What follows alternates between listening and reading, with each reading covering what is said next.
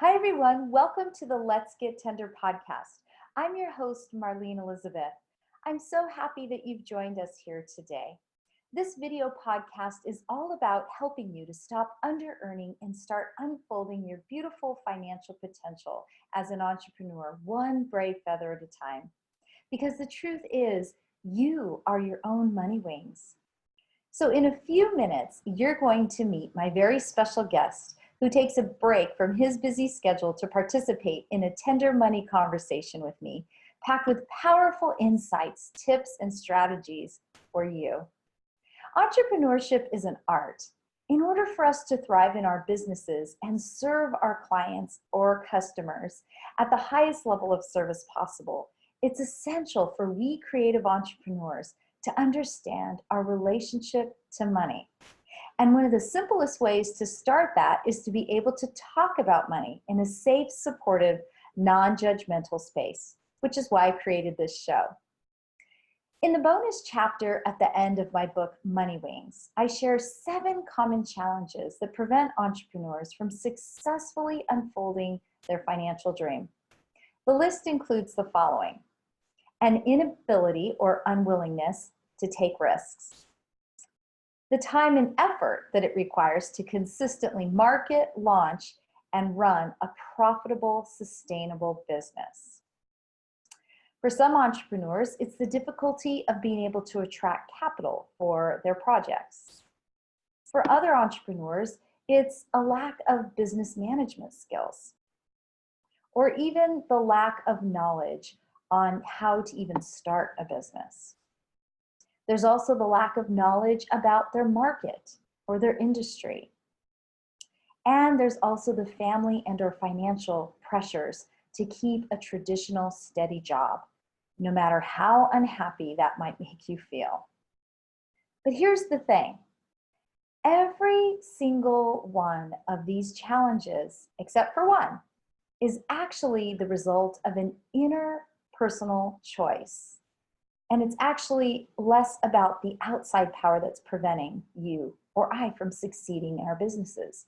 We can overcome the fear of taking risks, one brave feather at a time. We can get support to help us with the time and effort that it takes to run our business. Not to mention knowing our why. That's always a tremendous power beneath our wings in our businesses. We can learn business management skills, and we can acquire the knowledge about what it takes to start a business. We can understand our market and our industry. This is a teachable subject that we can learn. And we can join circles of like-minded fellow entrepreneurs who can help us balance the family pressure that we might be receiving. And we can find creative avenues to earn income doing work that we love as we build our businesses. So the truth is that if you are a new or aspiring entrepreneur, you can do it if you make the choice to do so. You have the opportunities to succeed more than you realize. It all starts with your power to say yes to your destiny. And I understand the courage that it takes to take a leap of faith. However, I also know the exciting rewards that come with it. And so does our special guest today. In today's episode, you'll meet Isaac Miller, a motivational speaker, author of his new book this summer, Just Get Up. And he's also a fitness trainer who championed his way out of an environment filled with poverty, drugs, and crime to not only help himself, but countless other clients to become healthier and happier. So get ready for a tender money conversation packed with super smart, super creative business tips and strategies to support your entrepreneurial success. Welcome to Let's Get Tender, Money Conversations That Matter, a video podcast series with certified money coach Marlene Elizabeth, with amazing weekly guests who share their inner challenges, personal triumphs, and inside tips and strategies so you can prosper, lead, and love bravely in business and life. So get comfy and get ready to grow money wings. Hi, everyone. Welcome back to Let's Get Tender. I am so excited to introduce you today to my guest, Mr. Isaac Miller, Welcome to the show, Isaac. Hello, Miss Marlene. I'm excited to be on the show. Wonderful, me too. And I would love to share with everyone a little bit about you. You have just an amazing story and background. So Mr. Isaac Samuel Miller was born on July 19th, 1988 in Baton Rouge, Louisiana. At the tender young age of 7, Isaac's mom was diagnosed with schizophrenia, and he grew up without his father. When he turned 11, he was determined to provide for his mom and to escape poverty. And so he set out on a journey to fight his way to success. He became an entrepreneur at the very early age of only 17. And he did this in his desperate pursuit to escape poverty and crime and drugs that were all around him. Isaac has worked for himself for over 13 years and has motivated and personally trained thousands of people throughout his career as a fitness expert. Isaac is also a motivational speaker, a sales coach, and a podcast host of Just Get Up. His determination to become successful not only led him to defeating his overwhelming odds, but it also led to his invaluable discoveries that he shares in his brand new book coming out this summer called Just Get Up and Manifest Your Inner Genius, as well as writing his chapter in a soon to be released anthology called Experts and Influencers. And the title of his chapter is The Bridge to Becoming a Powerful Leader. Wow. So once again, thank you so much, Isaac, for taking time out of your schedule to be with us today. No problem. I love being here. I love talking to people, and I'm ready to chat. Awesome. Awesome. So Isaac, so on this show, one of my favorite questions is asking, what is your first memory of money? Well, my first memory of money, I think I was about 6 or 7 years old, and my stepdad asked me to cut his grass, and he said he would give me $2. And I thought that was a lot of money. So that was my first memory of money. And yeah, that's my first memory of money, when I was 6 or 7, when I cut my stepdad's grass for $2. So kind of the first time that you became aware that you'd actually do something and get paid for it, right? Yes, ma'am. I thought it was a lot, but looking back, my stepdad, he took advantage of me. He should have at least gave me $20. And so on your journey, then, as I shared, in your bio, you've always kind of had this entrepreneurial spirit. But sometimes it doesn't necessarily mean that we have a great relationship to money. I mean, we may or may not, right? And I know that in my work that I do with my clients, a lot of times we talk about this thing called limiting money beliefs. And so I'd love for you to share, Isaac, has there ever been times in your life where you've struggled with a limiting belief around money, or, a money fear that's really prevented you from reaching some of your financial goals or dreams? Yes, of course. So I remember when I first started personal training, and I was working for myself, but I wasn't making any money. And I didn't know what to do as far as the business aspect. So I said that I should probably try to go work at a big gym, which was Bally Total Fitness, and they had this sales program. And basically, when I looked at what they were charging and the prices, I was like, man, I can't ask for this amount of money. I said, I'm not worth that. So it was a struggle because I didn't feel competent in my ability to ask for a whole bunch of money. I was, in my head, I thought it was expensive, but really, there was a reflection of how I viewed myself. I didn't think that I was worth it. So when I first started, I struggled to feel like what I was charging was actually worth it. So I undersold my services as far as the price.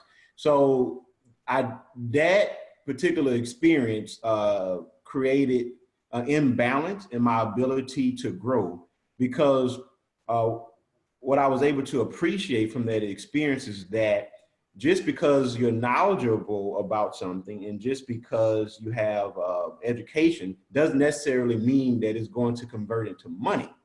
Because if you don't believe that you are worth something, then that's going to be displayed and people will take advantage of you. So that was my struggle, just feeling like I was capable of asking for the money. I didn't know how to do it. I was scared. And so I would take whatever someone would give me.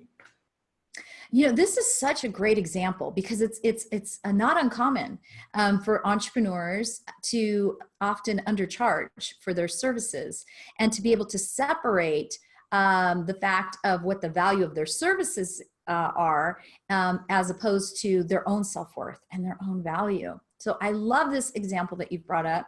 And so what would you say, Isaac? I mean, I'd love to know, what were some of the brave action steps that you were able to take to overcome this limiting money belief?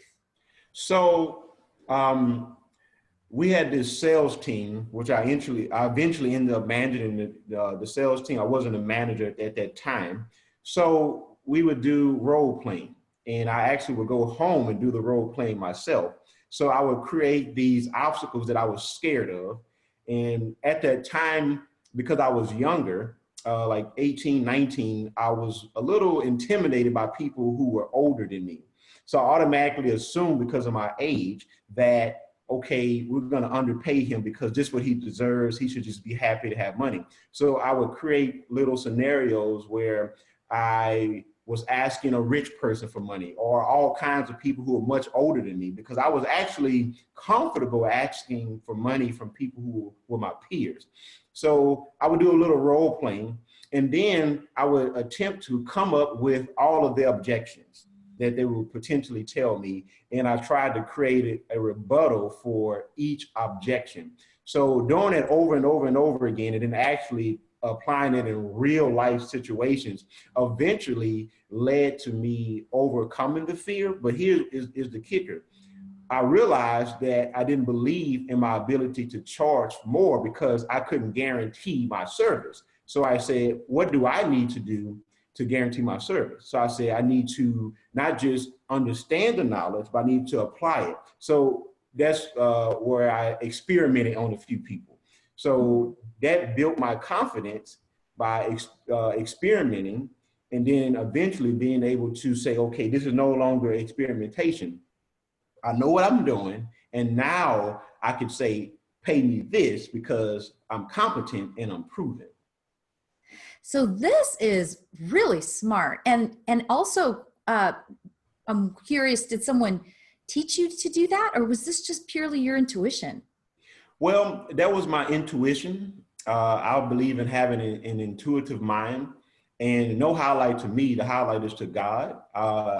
I'm sorry I left that out initially. I prayed about all of my matters. I said, God, show me the way, show me what I need to do, because it's interesting. I remember an older trainer who was working there.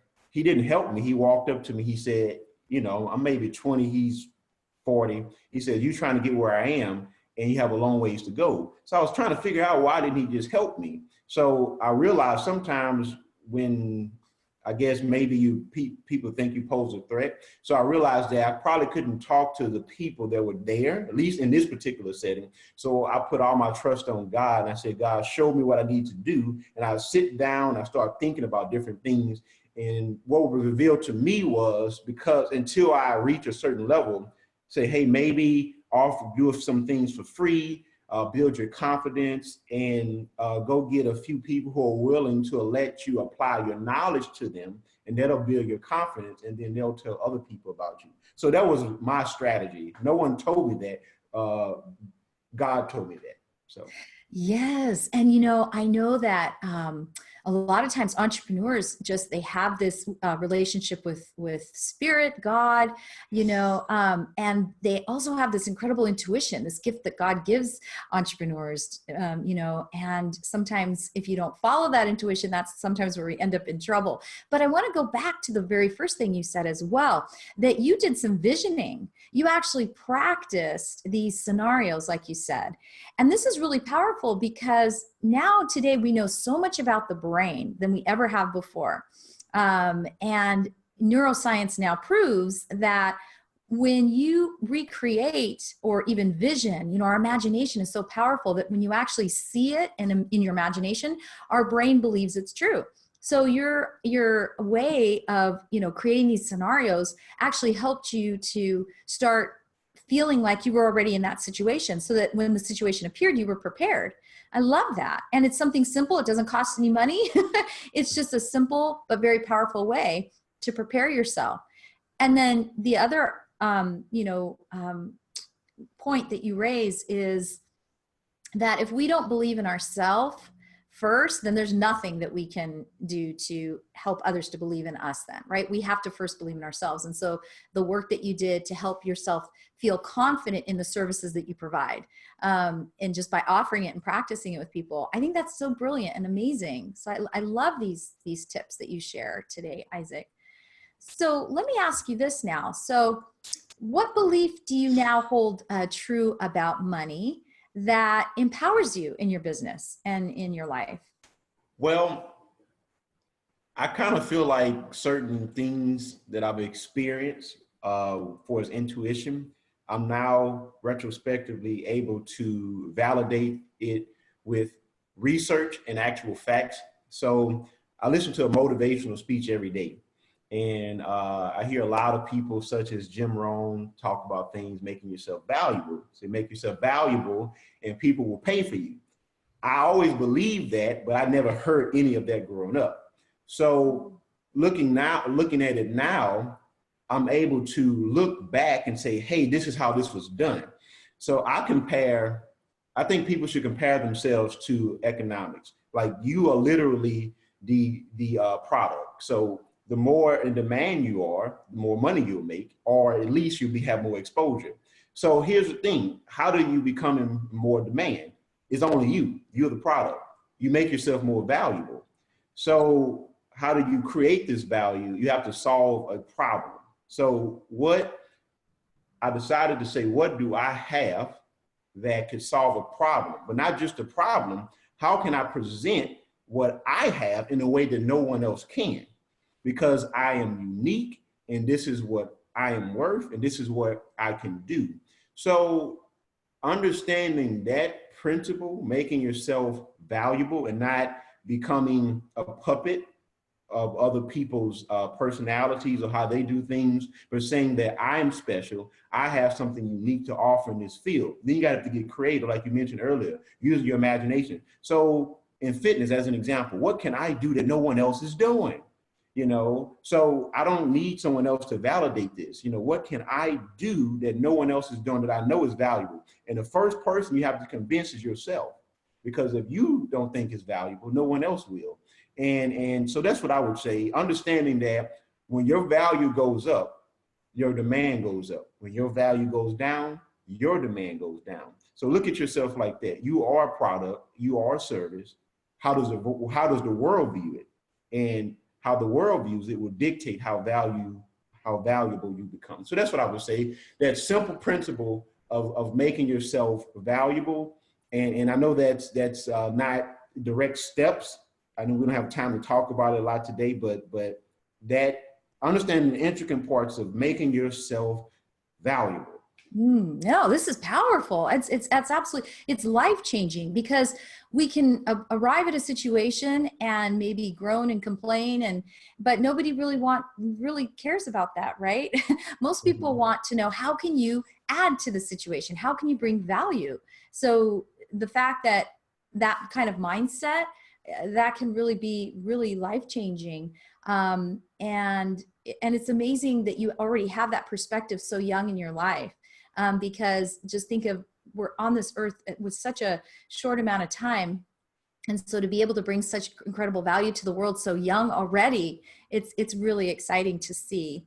And you know, the other thing I think about this conversation and this particular point you're making is that even in our brokenness, we bring value. And sometimes that's even the greatest value that we bring, because it connects us with other people. It keeps us vulnerable enough to know that I understand whatever you're going through, because I've had that happen to me as well. You know, it keeps us connected, and that vulnerability is so powerful. So even in our brokenness, we bring value.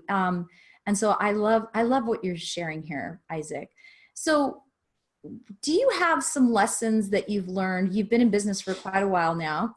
And so do you have some lessons from your business that you've learned that have really helped you in your relationship to money? Well, I could talk about this matter all day. Let's see here.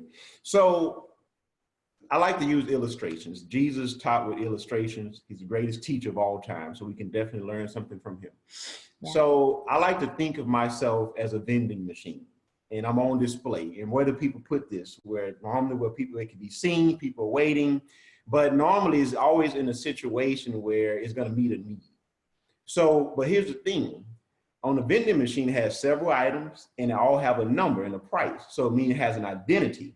So the lesson is, what is your identity? What is, we talk about money. See, the more valuable you become, the more money that you attract. So what is your identity? When referring to identity, what are you selling? And here's the thing, is what you're selling, is it worth it? See, we sell ourselves to people in relationships, and actually, we all pay for relationships if you actually think about it. So the valuable lesson is push yourself in a place where you can be seen. Number one, the vending machine.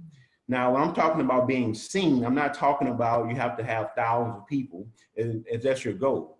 But if no one can see your skill, how can someone pay for it? So how can you make your skills accessible, even at your jobs? Maybe there's a boss over you who, if they were able to see what you're truly capable of, then they will promote you.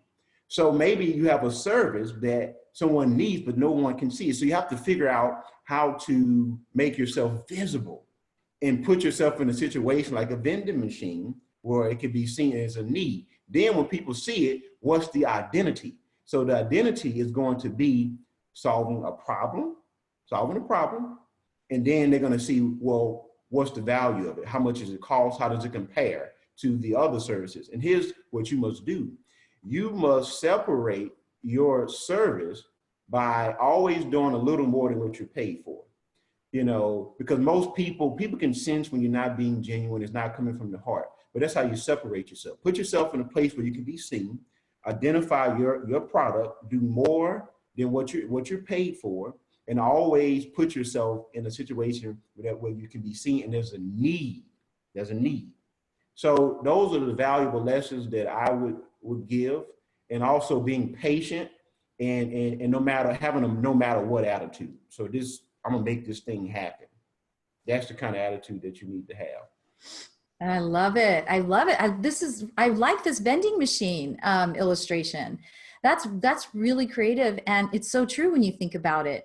How powerful and important visibility is, letting people know what you have to offer. And I really believe that what you said earlier, the more confident you know that you have something to offer, then the more you feel comfortable letting people know that you're there. And understanding that you're a solution to someone's problem out there. You're uniquely designed as someone else's solution. And helping them to satisfy their deep hunger for whatever they may be seeking. So I love this. So Isaac, what have you learned to be true about money that you wish you would have known maybe when you were that young 7-year-old little boy?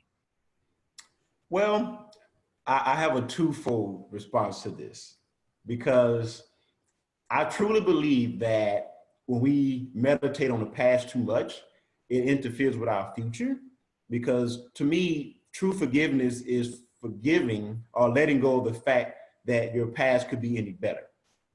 So I actually think it's best not to say, okay, well, what if I would have had all of this stuff? What if someone would have told me this at this age? It would actually be better just to focus on the now. But in harmony with that, the second part of this, if I could go back and know what I know now, I could also, I would say succinctly knowing how to say, if I do this, this will lead to that. So in other words, having a belief and just going through the motion and believing that something's gonna happen, you need action. But in other words, we don't have to experience failure all the time. Failure is necessary, but if we can avoid it, why not? So I would say, looking back, if I knew what I knew now about making myself valuable, I would have had the confidence that my business was going to grow, because I didn't always believe that it would, you know. So now I can say, for example, if I want some clients, I need to do this, and that to get that. If I had known that during the process, I would have just enjoyed the ride a little longer. I mean, enjoy the ride in those moments. So I would say, always enjoy the process. So, and if you don't understand the process, find someone else who's successful at what you're doing, not somebody who isn't, someone who is. Learn from them. That way you can enjoy the process. And that way you don't panic. You say, you know what, if they can do it, I can do it too. So that's what I would say. You know, I know that was an interesting way to respond. It was great. No, it was. That's great. who I am. Yeah, no, it was great, because number one, you do make a very powerful point that it is really important to live in our present so that we can create our future. Because you're right, we cannot recreate if we're living too much in the past, then all we're doing is we continue to create the past and that's going backwards. So I completely agree with you 100% there. But I also love this powerful point that you share, that you've learned about enjoying the process. And that's really hard to do, especially when we are just getting started in a business and we're struggling. And sometimes we end up giving up and throwing in the towel, right? And not knowing that it's part of the journey, it's part of the process. You know, someone gave me a really powerful analogy recently when we were talking about, you know, struggle, and it had to do with a butterfly. And I know that people have often heard of this analogy, but I had forgotten about it. And I just thought it's so powerful of how important it is to let a butterfly go through the process of the cocoon and pushing itself out of that cocoon, rather than just helping it along by helping it open up that cocoon around it, because there's a purpose why it's going through that struggle, and that is so that its wings can be very strong to fly. And so I love that you have brought up the point that if we're going through struggle in our business, or maybe self-doubting ourselves, or maybe not, you know, constantly getting those no's, but we know we've got something really valuable, knowing that if we can just enjoy the process as a process of learning, you know, I believe in winning and learning, not you know, I think everything we learn is very powerful to keep our businesses rolling forward and preventing us from giving up. So enjoying the process. I love that. It's really powerful. Now, Isaac, we are running out of time, and I could keep talking with you here so much about this conversation. You've really shared some really powerful points, but I would love for you to share, how can people find you and learn more, especially about this book that is coming out this summer, Just Get Up, and how can people find you to even maybe learn more about your services? You can find me on www.isaacsmiller.com, and that's my website, and my social media links are on there. But you can find me on Facebook, Twitter, and Instagram, Just Get Up with Isaac. And my podcast hasn't been officially published yet, but it will be in a few weeks. And I'll have Just Get Up with Isaac for daily motivation. So that's how you can find me. Go to my website, to the social media. Feel free to call, send an email, contact form, whatever. And I'll be more than welcome to inspire people to help you to just get up as well. Fantastic. And I want to say congratulations. It's no easy feat to write a book. So congratulations on that. I'm really excited to read it when it comes out, and to also spread the word. And can you give us a little sneak peek as to what we may encounter in your book? Well, what you're going to encounter in my book is a true real life story of a dreamer who fights his way into living his dreams. And the first 3 chapters are about me and my unique story. It is written in a way like you're living in a movie. And then the subsequent chapters 4 through 13 is a step-by-step self-help process to teach you how to unlock your inner genius. Because Einstein said it best: if you teach a fish to climb a tree, the fish will go his whole life thinking it's done. See, a fish wasn't meant to be in the water. Wasn't meant to climb a tree, it was meant to be in the water. So everyone is a genius. We just have to identify our element in life, our passion, and learn how to do it. And when you do this, you become unstoppable. And another thing there's a theory in there that will make you unstoppable. It's called the limelight spot effect. And there's a 27-month plan that will show you how to discover your gifts. Because a lot of people don't know what their gifts are. They think it's some myth, but it's not. So this book will help you to just get up and discover something about yourself that you've never found. Oh my gosh, that's wonderful. That is wonderful, Isaac. And I agree with you. And this is also very much related to someone's earning potential, is that when we know what our gifts and strengths are, and we don't focus so much on what we're not so great at, but we focus on what we are great at, we can really make a difference in our income, in our wallet. So Isaac, thank you so much for joining me today. Again, I really appreciate your time. Thank you for having me on the show, and I would love to do this anytime, anywhere. I love talking.